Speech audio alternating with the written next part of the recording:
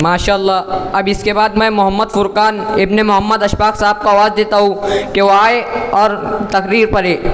ان کی تقریر کا عنوان ہے نماز کی اہمیت. یہ حفظ اول کے طالب علم ہے اور پیپل گاؤں راجہ کے رہنے والے ہیں. نحمد و نصلی علی رسول الکریم اما بعد اعوذ باللہ من الشیطان الرجیم بسم اللہ الرحمن الرحیم. آج کی اس انجمن میں میری تقریر کا عنوان ہے نماز کی اہمیت. جعل قرۃ عین فی الصلاۃ صدق اللہ العظیم. حضرات، نماز دین اسلام کا دوسرا عظیم ترین ستون اور اسلام کے بعد سب سے پہلا رکن ہے. نماز سب سے بڑی عبادت ہے. جس کی زندگی میں نماز ہے اس کی زندگی میں سکون ہے، برکت ہے، عزت و راحت ہے. نماز اس لیے عظیم شے ہے کہ اللہ تعالیٰ نے اسلام کے سارے احکام زمین پر عطا فرمائے، پر جب نماز کی باری آئی تو اللہ تعالیٰ نے اپنے محبوب حضرت محمد صلی اللہ علیہ وسلم کو شب معراج میں آسمان پر بلا کر عطا فرمایا. گویا نماز خدا تعالیٰ کا سب سے قیمتی خزانہ ہے جو اس نے امت محمدیہ کو بخشا ہے.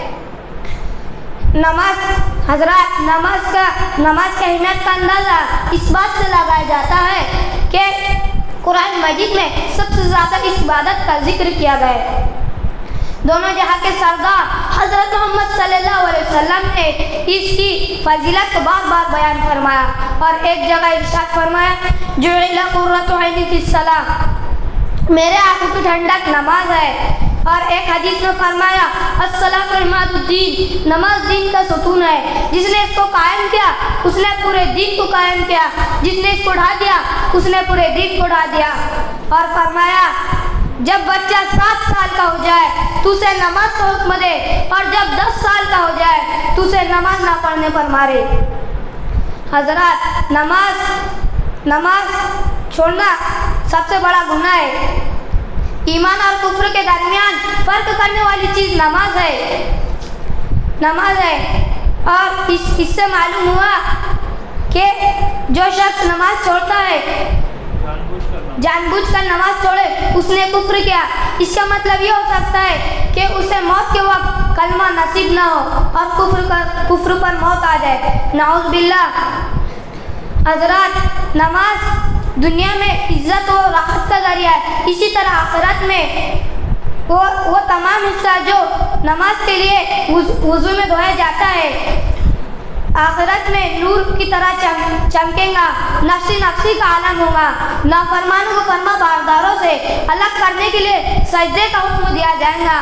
سب لوگ سجدے میں جائیں گے، اور وہ لوگ جو نافرمان تھے، دنیا میں نماز نہیں پڑھتے تھے، ان کی کمر میں تختہ لگا دیا جائے گا جس کے سبب وہ سجدہ نہ کر سکیں گے.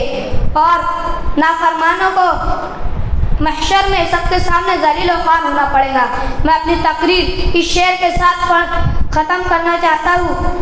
پڑھ نماز پنچ گانا نہ کر کوئی بہانہ، پڑھ نماز پنچ گانا نہ کر کوئی بہانہ، اسی میں تیری جنت ورنہ دوزخ تیرا ٹھکانہ. وما علینا الا البلاغ وآخر دعوانا ان الحمد للہ رب العالمین.